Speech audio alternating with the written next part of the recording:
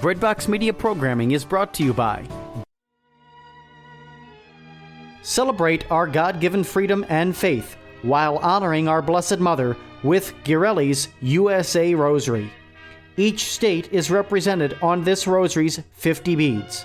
Red, white, and blue enamel adorn its patriotic crucifix. Get yours today.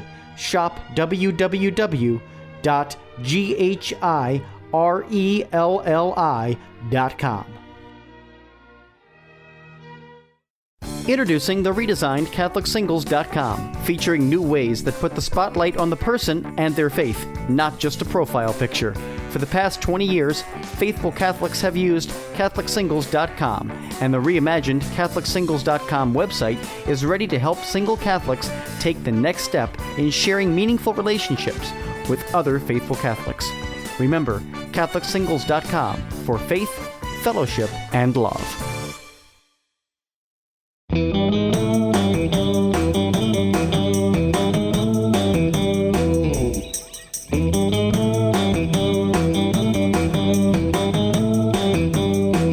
Everyone, and welcome back to this week's podcast episode. We've had a slew of great conversations the last few weeks, and I'm really excited for today's encounter, which is with someone whose work is new to me. But after having read this book that we're going to highlight today, I'm just so excited to introduce you to a new friend of the podcast, Stephen Auth. Steve has had a long career on Wall Street and has been working most recently with federal investors, where he serves as the executive vice president and a chief investment officer of Federal Global Equities. He's a frequent guest on CNBC, Fox Business News, Bloomberg TV, and many other places. But we're here today to discuss his wonderful new book, The Missionary of Wall Street, From Managing Money to Saving Souls on the Streets of New York. Welcome to the show, Stephen Auth. Thank you, Lisa. Well, first of all, just kudos on the book. I want to jump into a conversation about that. But one of the first things that I always like to discuss with my guests is just an open-ended question, just to ask you to tell us a little bit more about your story and how you got to where you are in your own faith journey right now. Lisa, probably the most relevant thing, maybe relative to the book, is I'm a fallen away Catholic. I grew up as an altar boy, but pretty much lost my faith by the time I'd gotten out of Princeton and then Harvard. And you know, I could blame it on them, but it's really probably my fault more than anything else. But in any case, started a long journey back home. I fell in love with a young woman who's become my spiritual muse, my wife Evelyn. She's a devout Catholic, and gradually came back to the faith. And by the time the book starts, I'm pretty much, I think you'd call me a Sunday Catholic. Mm-hmm. And, then some things start to happen that take me to a deeper level. One of them is recounted in the book where I nearly died from a heart incident during the first big market crash back in 2002. And not due to that, but due, I don't know, physical reasons. But in any case, I had a moment there where a priest I had met just recently found out about it. It was Thanksgiving Day, and he drove up from Maryland to visit me and offered me the sacrament, last rites. And I had the chance to have my first confession in probably 30 years. And my walk away from that was Father John said to me, Steve, you're a guy who's got many talents that were given to you by the Lord, but you haven't really been a very good steward of them. You're using them for yourself and not for Him. And I kind of resolved at that moment, if I survived this, that I would follow the call. And I didn't really know where that was leading, Lisa. In fact, I'm still not sure where it's leading. But it led to a resolution to be more focused on Him and having Him become much more a part of my life. And what's remarkable to me, and a little bit you get this sense in the book, that and of course you know this because you're a missionary in your own right for many years. The more you give yourself to the Lord and work alongside of Him, the more little miracles probably would have been happening all the time, but you didn't recognize, you begin to see. And you actually draw closer to Him. And so in some ways the book is about my own journey, but it's very subtle and it's sort of in between the lines. More about the book is about what's going on in the streets of New York, but maybe that's a way to give you a little sense of where I'm coming from. And maybe the last point is, what really motivates someone who has fallen away from the faith and has had the chance to come back, and certainly it drives me, and a lot of my fellow missionaries maybe, but particularly the leader here, that's what this mission is all about. It's going out into the streets, finding the people that have fallen away from the faith, and giving them a hand to come back, because I really am sure that many of them want to come back. They just don't know how to get there. And, in a way that I was one of them, in a way, maybe it gives me a particular incentive to try to find them. Yeah, it's a really compelling story, and you begin early. And the book from the very first chapter is just totally engrossing. I found myself not wanting to put it down, which that's a great gift, to have both the desire to share your faith and also to have the skills as a communicator to pen something so compelling. Is this your first book related to your faith journey? Yeah, I was about to chuckle on the answer. It was my first book. My first book was a scholarly piece about the French and Indian War, written way back when I was at Princeton. But it's the first book about my faith, and I've been writing a blog about the mission for 10 years now, signed simply by someone mysteriously called a missionary, and a lot of people have been pushing me to turn that, to use those notes, to talk more about the lessons brought out of the mission and try to encourage other people to do it, but really kind of to come out of the closet a little bit, if you will, on who this missionary is. And, it's kind of an apt term, because what we're talking about here is not a missionary who stepped away from everything else, but this is sort of a both and, that you continue, very actively in your pursuit of your day job, which is, quite a substantive one. And then at the same time, this seems to be a really driving passion in your life, something that would bear such great fruit. I want to have you kind of tell people who haven't had a chance to see the book yet, kind of the context of the mission work, and you unfold this, your entry into it, but this is an ongoing work of your parish in New York that's evolved actually into even greater realms. So tell us a little bit more about how it got started and what it looks like now. Right. Well, how it gets started, Lisa, because it sounds like you've read the books. It's a reference in the second chapter. The first chapter starts in this foggy side dark alley with this missionary encountering an ex-con packing a gun. But then it flashbacks to the start, and it's another crisis. It seems 2009, and I'm dealing with the markets. I'm in Pittsburgh, where I actually am today, as an example, dealing with what's going on in the markets. And I get a call from my wife, God bless her, as I collapse in my hotel room. Steve, I've signed us up to do this mission in New York City. And, I've been doing missions in Mexico. But the idea of doing Australia, I asked her, what are we going to do, stand on the street corner looking for Catholics? And she said, yeah, that's exactly what we're going to do, I go, sweetheart, you have no idea. I mean, New York City, this will never work. They're just going to be putting cigars out on our foreheads. So I put that in there because that section, because one of the things that I was worried about with this book was that people would view me as some holy roller, special calling, Saint Steve or something, that's doing something that seems impossible, and not realize that it's really more this is a person who said yes, and the Lord then equipped him to do it. And it's really the Lord doing it, not this missionary. In fact, many of us could do this. But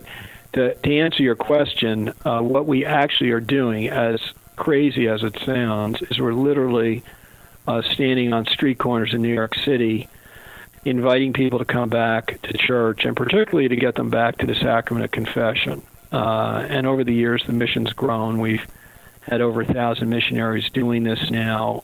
We do it 4 times a year around key points of the church calendar. Particularly Holy Week is very effective. We do it at Ash Wednesday. We do it during Advent. We do it in the San Gennaro Festival. But try to have a presence in each season.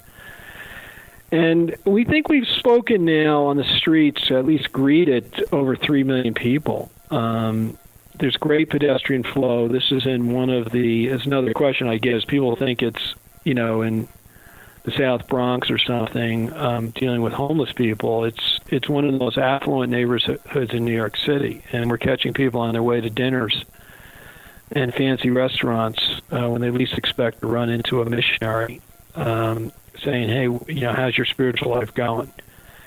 And our objective is, at one level, simply to touch them, get them thinking about their spiritual life. And at another objective is to try to get them back to the church, and particularly to the sacrament of confession. Because in my experience, in my own life, what happens when you fall away from the church is you start making your own rules, and you start rationalizing bad behaviors, and deep down you know that you're on the wrong track, and you start to build a wall between yourself and the Lord. And at some point you kind of wake up and realize it, and you don't think you're forgivable, you don't think there's a way back. And in a way what we're doing is radical intervention. When people least expect it, we're giving them the chance to grab your hand and find a way back to the Lord. And then what happens is they go to their first confession in 20, 30, 40. We had 160 years, had not been in the sacrament. And they come back out of the church, and this is what keeps the missionaries coming back. They come back out of the church literally glowing, hugging us, crying. Their lives are changed, and they've had a chance. They've realized that they're still a beloved son or daughter of God, and we don't keep a clicker, but we think roughly we've probably brought about 15,000 people back to the sacrament of confession over 10 years. So I don't know if you think that's a lot or a little, but I always tell people multiply it by eternity, and it's a big number. One person would be amazing. Those numbers are amazing. But one thing that I really loved about the book, it has a real teaching premise and applicable points really to anyone in, no matter where you are in your spiritual journey. But I love the way that you recount the stories. And I'll say that, if your desire is not, to be cautious about not having people think that you're, totally Saint Stephen already. I think you're a very humble chronicler, and you do a great job in the book of recounting through various stories that you share, some that you've encountered personally, and that some are that are of other missionaries.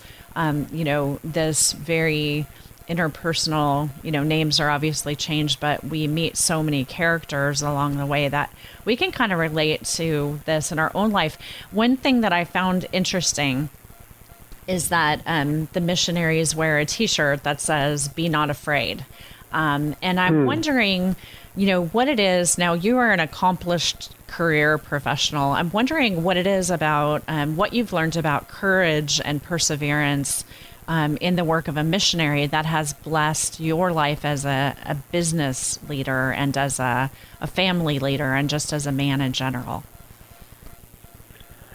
Yeah, Lisa, there's actually a long list of virtues that the Lord has honed in me on the streets of New York. You could start with fearlessness and confidence.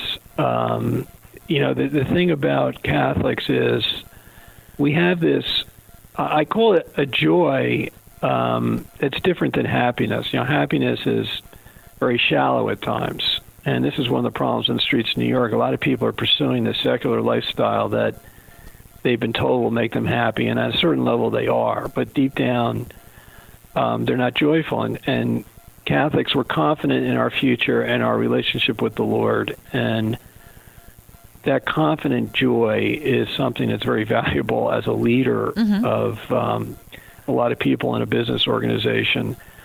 You know, other things like perseverance. I mean, I think that comes through pretty big in the book, the perseverance of the missionaries. But that's another thing in the workplace that's a huge value as an investor.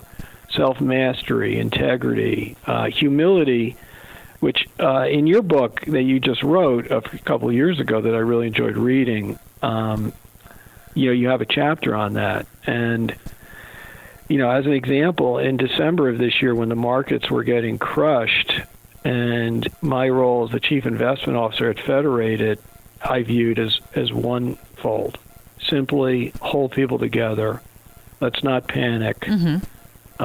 We've got a longer-term view. And my mantra that I was reciting in every meeting to people was confidence at the highs, humility at the lows, integrity always. Those are missionary virtues. Oh, absolutely. But from an investment perspective, that held our portfolios together. And, we've had an incredible 2019, largely because we held our ground at very tough times. And that's what missionaries do, So, there's a lot of cross currents here. It's kind of hard to segregate them. Following the Lord becomes a 24/7 practice, not a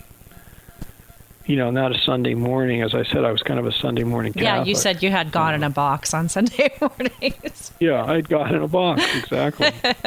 Well, kind of going through some of the types of individuals that you encounter on the streets and in the book, I want to ask you about a few specific examples of missionary life. And one of the first that struck me was, how you're interacting with people who have fallen away from the church, whether intentionally or just out of busyness of life or whatever. Say a few words about how what you've learned can help maybe somebody who has a loved one in their life who's not actively practicing their faith anymore. Yeah, that's a good question, Lisa, and I think you alluded to this, that the book was written at one level to help people do missions on the street, if you will. But it really does speak, I think, broadly to how you can be a missionary in your own life, just with your family. So, and I'm glad you're kind of picking up on that theme because it's a key reason I wrote the book, because I think the applicability here is quite broad. But as an example, folks that are following their own path, and we get that brushback pitch, all the time. No thanks, I'm spiritual, not religious. I have a chapter on this in the book, I think. I always try to approach people with questions, not answers. When you start answering too much, you kind of turn people off. So, my typical question there would be, how's that working for you? And,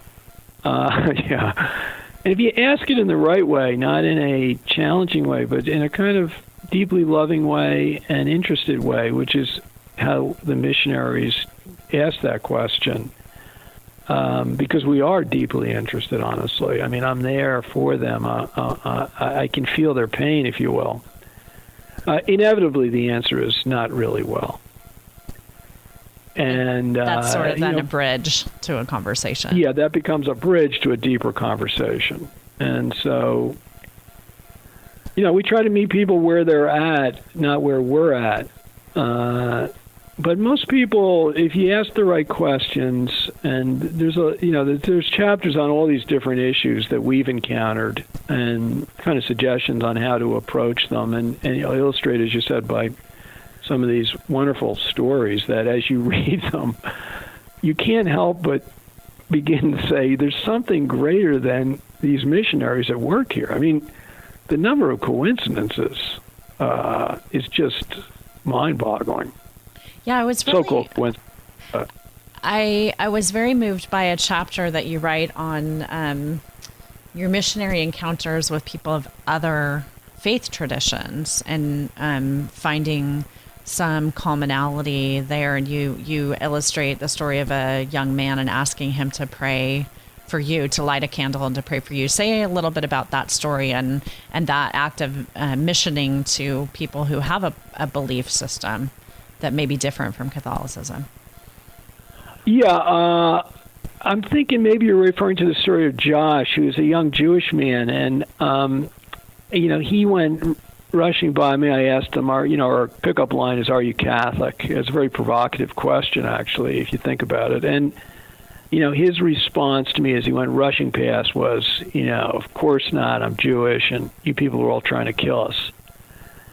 And I chased him down. I said, "Josh, I can't let that pass. I mean, come on, we're not trying to kill you." And he goes, "Oh, you are." And the more angry he got, the more generous and loving I became. And what happens eventually is Josh and I have this extensive encounter on the streets. And at some point, he confides in me that his own spiritual life is in disarray. And he describes himself as having a hole in his heart. And in the end of the day, I say, "Josh, maybe it's because of God. I mean, where are you with God?" And we get into that, and he's not going to his synagogue anymore. He's fallen away from his own Jewish faith. And at the end of the encounter, he's left promising me he's going to go back to the synagogue this weekend and pray for us, and I promise him the same. Maybe that's what you're referencing, and I think it's an example of, we deal with this a lot. I mean, in affluent Soho, it's a hotbed of alternative lifestyles. There's a huge heterogeneity in the population.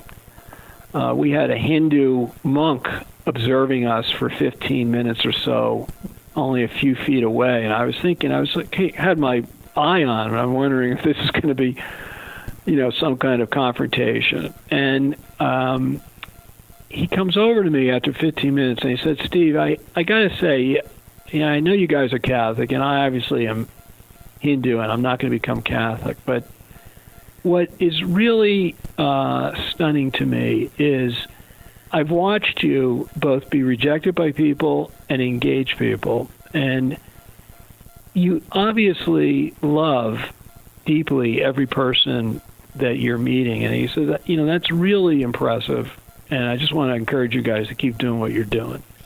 Wow. And that's the wow, Lisa. Like, that's, to me, people talk about, and you mentioned in your book about St. Francis, and speak as little as possible. Mm-hmm.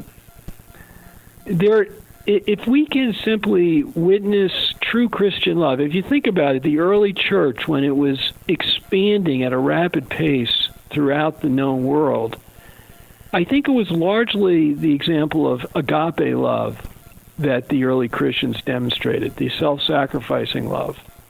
And that was so impressive to people and so counter to the culture at that time. And think about it today. Isn't that the case today, right? This is the love me, myself first, second, and third generation, if you will. And we're all pursuing these hookups and all this very shallow form of love. And we don't even know what agape means anymore. And when people see that on the street, even if they're atheists, and I tell the missionaries, just love them in. Love, don't think. Don't try to argue the atheists in. Just witness a joyful, loving Christian to them, and be kind to them and find shared values. And there are always.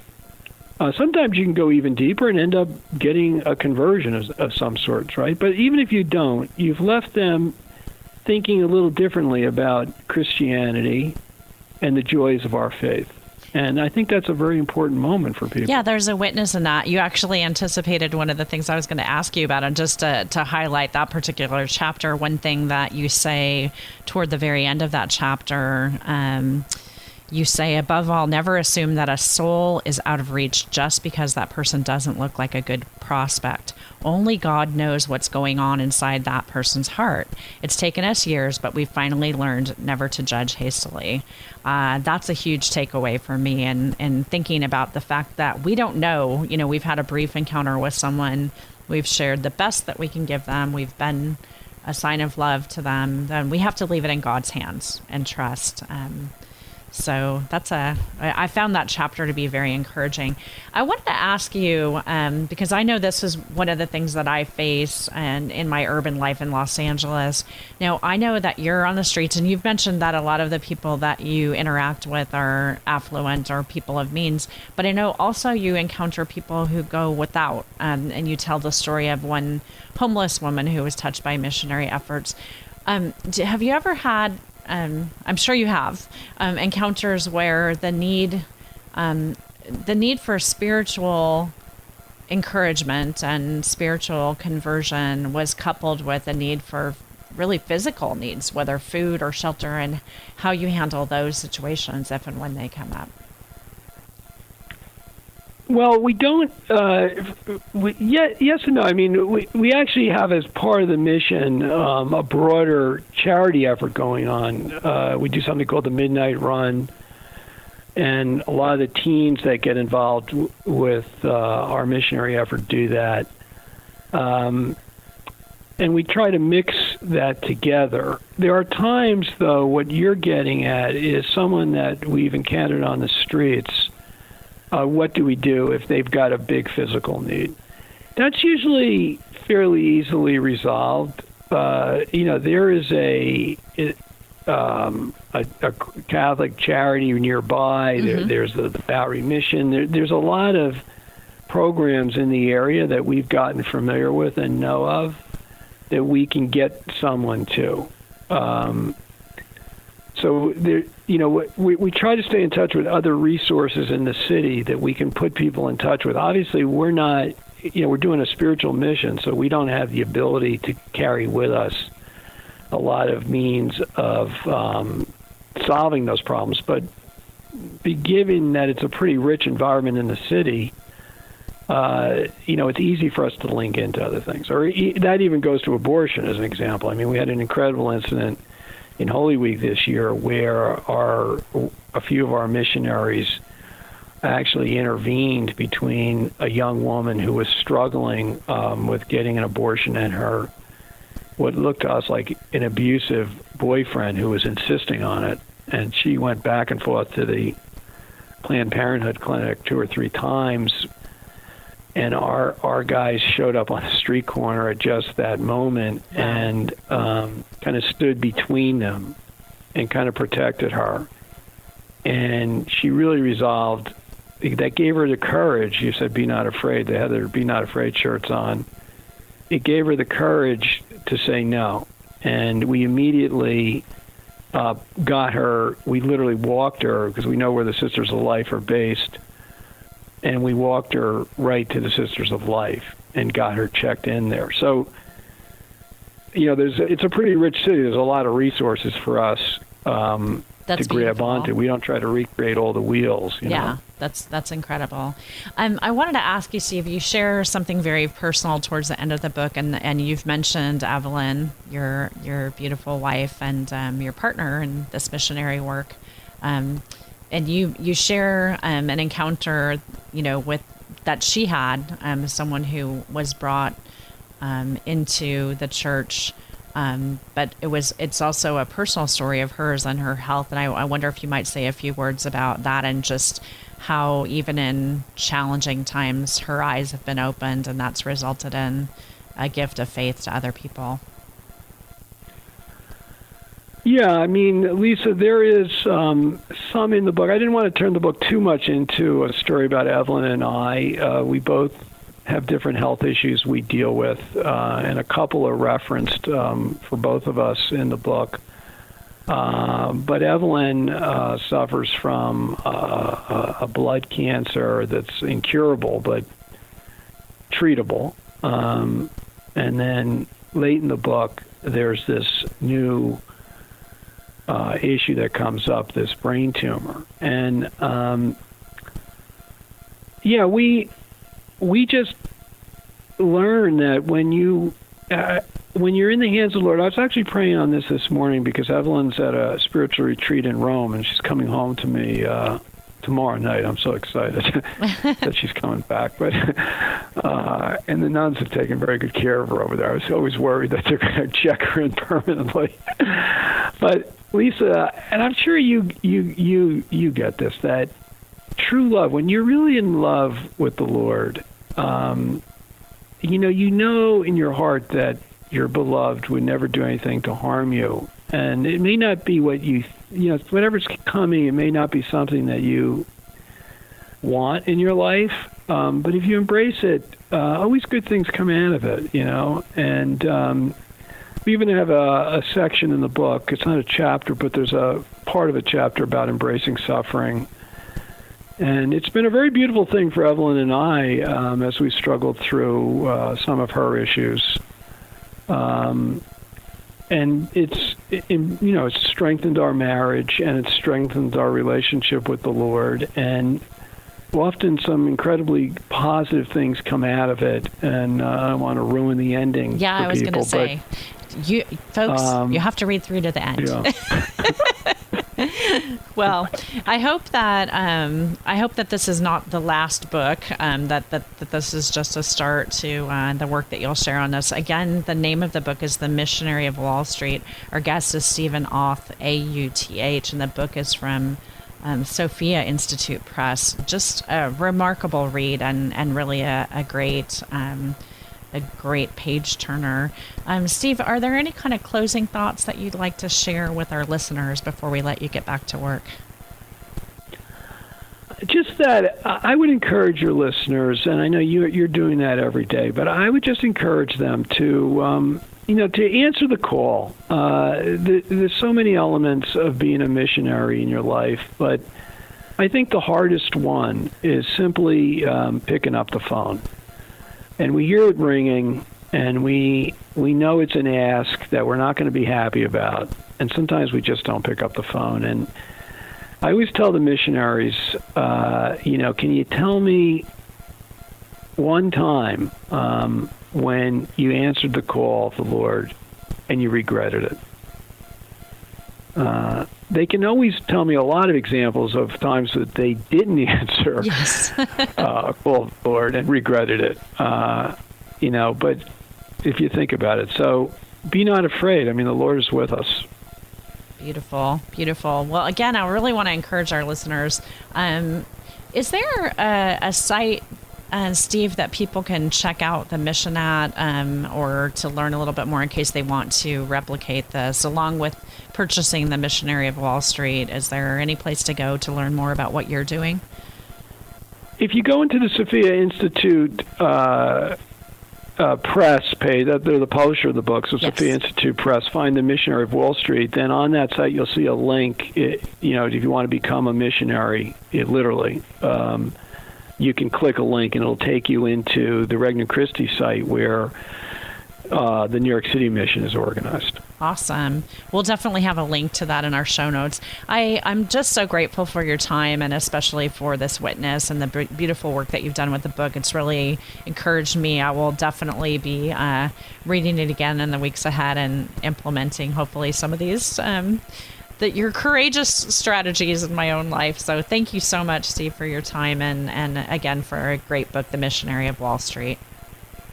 Thank you, Lisa. Well, friends, that is it for this week's episode of the podcast. I really do just want to say that this is a book that's both inspirational and actually very interesting, filled with great stories. So be sure, if you love a good story, to check it out and to share it with a friend, The Missionary of Wall Street. We'll have links in our show notes for all the ways that you can get a hold of it. We want to thank you for all of your prayers and recently for our family. My mother's healthcare situation continues to be a challenge, so we appreciate those prayers. And we send them back to you. I hope you have an awesome week, and we'll see you next time on the show. God bless.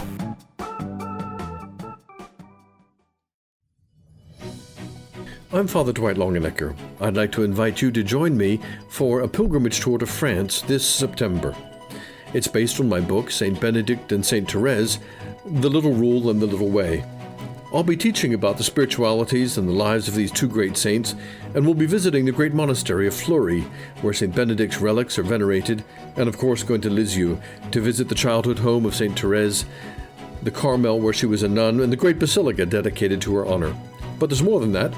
At Paris, we'll be visiting the Basilica of Sacré-Cœur, Rue de Bac with the Miraculous Medal, going on to Vézelay, Nevers with St. Bernadette, Paris-le-Monial, where the devotion to the Sacred Heart of Jesus was given to St. Margaret Mary, and then Chartres Cathedral, Mont Saint-Michel, the Normandy beaches, and more.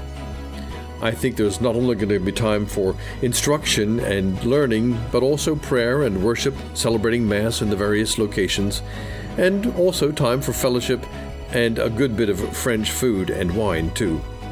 Come and join us this September. If you'd like to know more, go to CatholicHeritageTours.com. That's CatholicHeritageTours.com, or be in touch with me through my website, DwightLongenecker.com.